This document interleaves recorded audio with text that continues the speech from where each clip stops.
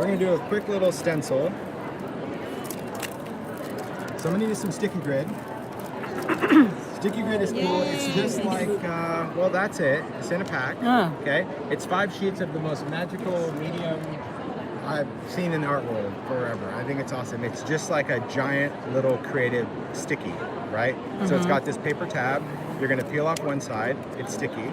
Okay. You're gonna peel off the other side, it's sticky. Now its purpose is that you put it on your cutting pad when you're die cutting, and you can position your dies and they don't move. So unlike a magnetic pad that will move, my sister's here. Hey guys.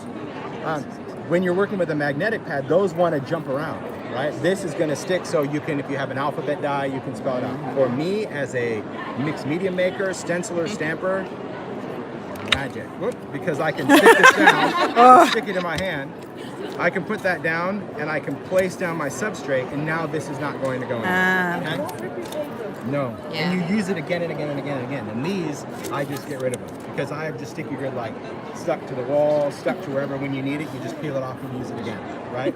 So now if I'm going to stencil, we'll go in and do some shifters. Let's take one of these guys. So we're gonna do a stencil shift, and I think for this I will do a little bit of oxide, and we'll probably even do some ink to find this lemon. And we can work really however you want to work with it. You can do that. I also need to find my roller tape. Did you see that?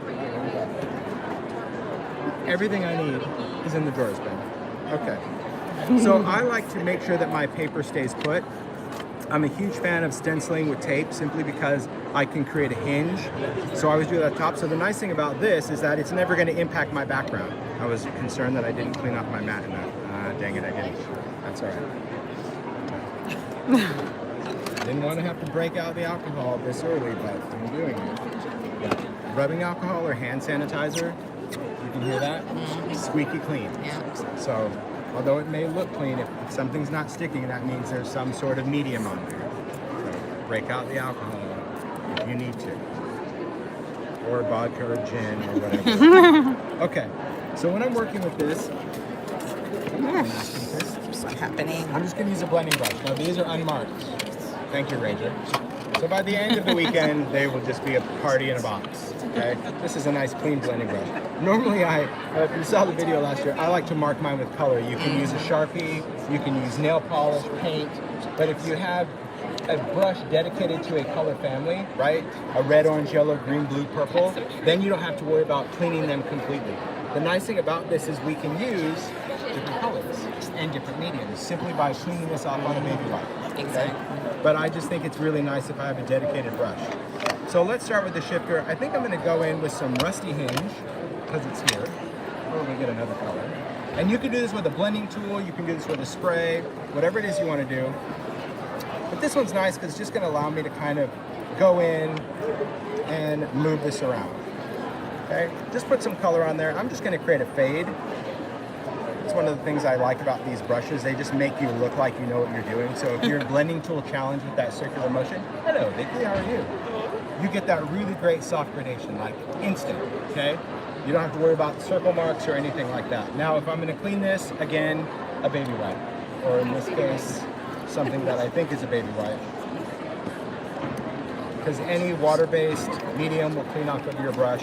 And that's all I need to do to clean it. I don't have to rinse this completely, right? Don't put this under the tap to rinse it off. Just get off whatever medium's off the top. There's nothing else on there. Pull this closed, and you're done.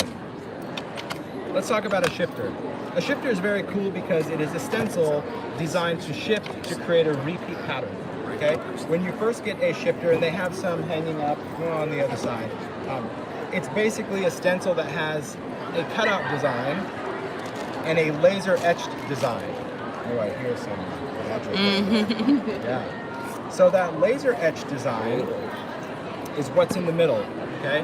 Now, I don't have the best eyesight when it comes to working with different mediums, so my hack for that is when I first get the stencil, I take black acrylic paint, I put paint over the top of my stencil, and I wipe it clean. Because the paint will stick into those etch lines, and I use distress paint, so the paint is forever permanent. So now my stencil will always have those black lines in it on my shifters. So that's what I do to any of my shifters, because then I can see that outline. It doesn't matter how much I put it in water or clean it off. that's just easy. But if you don't want to do that, you can have good eyesight. You can line up that little X line, but it's a challenge. Oh, so they don't come like that. They come etched, but they don't come printed.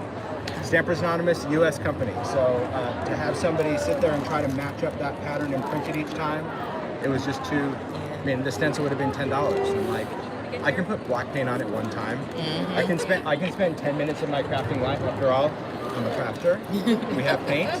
It's kind of funny how many people, are crafters that don't necessarily want to use what they have, but some are crafters, some are collectors. It's all right. Yeah, let me take another brush. Hashtag 70s babies. That's right. Well, we're all guilty of that, are we not? Well, that's just how it is. So when we're working with this, again, blending tool, blending brush, whatever your weapon of choice is, completely fine. I'm going to go in with a contrasting color. I think I'm going to take a little bit of, I'm going to go in with a couple of different blues into these ever so strong mini ink pads. They're really not that bad. They're not bad compared to what we used yesterday. All right, so I'm just going to pick up some color. Now, a blending brush is designed to blend. The nice thing to know about distress as well, you cannot contaminate a distress pad by double dipping. You can't. It may look a little weird, but you can't. The only way to contaminate this is to actually re-ink it the wrong color or contaminate a dye and a pigment. Right. Meaning if I went into oxide and then went into my distress and I brought pigment over, you would contaminate that ink pad. Like that pigment's never going to go away. So if you stick within your families, you can go in from color to color. That's really why we called it blending in the first place. That's why we had that blending tool, because distress didn't always have 60 colors. We started out with 6 way back in the day. Then we got another 6. And when we had 12, holy moly, we just thought we were rolling in it. But that's where we were like, okay, we had a red, a yellow, a blue. Okay, well, I need to make different shades of green. You literally dip into the different ink pads and blend new colors. Blending now has taken on a whole new meaning. When people hear blending, they think these little soft, airbrushy backgrounds. But that was never the intention of a blending tool. A blending tool is to blend your color, not necessarily your ink. It's makeup 101. It should be. Okay. So here's how we shift. So this is what we inked, right? To shift, you're simply going to take that stencil and you're going to move it to where that black line is now going to outline what you've inked. And you can shift it wherever you want. You can shift it high, low, left, right, doesn't really matter. You're just going to take that and shift it so that line is outlining what we just inked. Then you're going to take the tape that you just stuck all together. Just simple fun, It's not sticking. It's so darling. It sticks when you want it to, right? This will be fine. You can use washi tape as well. I just want something that's just going to be disposable. Look, my tag has never moved. Yeah. Because it is sticky grid, never moved. And whether you, now the one thing I will say when it comes to sticky grid, I don't like to emboss on it. Because if you do heat it up, that adhesive will transfer. So if you're going to emboss something, peel it off. I mean, that's another thing. I don't know if you probably didn't because I didn't say it. But when I put this down, I lined up the tag on my media mat. So I kind of squared it up on my lines. So if I were to pull it off to do something, I could stick it right back down into that area. That's just me. So now I'm just going to go in with another color. Just kind of blend that out. Change your colors, fade that out, intensify your colors. It's fun. When you have kind of freedom to blend, that permission, really nice. And the reason I chose 2 different mediums, again, for demo purposes, is just like I said at the beginning. I'm going to use stuff that, in a perfect world, you probably wouldn't have all of this stuff on the table. But I want you to see the difference when you're inking, because I know there's a lot of people that are always just starting out in the world of mixed media. What do I get? Do I get distress oxide? Do I get distress ink? What's the big difference? Well, these are dyes. So I'm just using dyes. This guy was a dye and pigment. So take a look at the color blend or the color intensity of that, okay? I'm just going to pull this up to the bottom. They say you get both. Yeah. That's right, Ken. Yeah, so the nice thing about a dye is is going to be a little softer than an oxide, right? That oxide is going to have that pigment quality. But the cool thing about a shifter is that it's allowing me to shift my pattern and use a totally different color to create a repeat pattern. Fantastic. Yeah, so that's what's cool. And another thing, if you paint it, you'll be able to see that pattern better. You'll see that, when we do our plus signs, they're kind of jagged, or when we do the honeycomb, it has that zigzag, and there's a variety of shifters. But that's a cool background, really simple to do. One layer could have been embossed, right? If we wanted to stamp and emboss a layer, and then shift it and ink the other layer, or do 2 colors of embossing powders. I mean, That's a good one too. Yeah, sky's the many limit. Ideas. Sky's the limit when it comes to that. And then this thing, this is just going to peel off, and you're just going to put it somewhere until you need it again. I mean, that's it. Like, you don't have to try to line it back up on the paper. No, and if you're a stamper and you have a big background stamp, it's awesome that I can take my cardstock, stick it down, and I don't have those little masking tape lines going on my paper.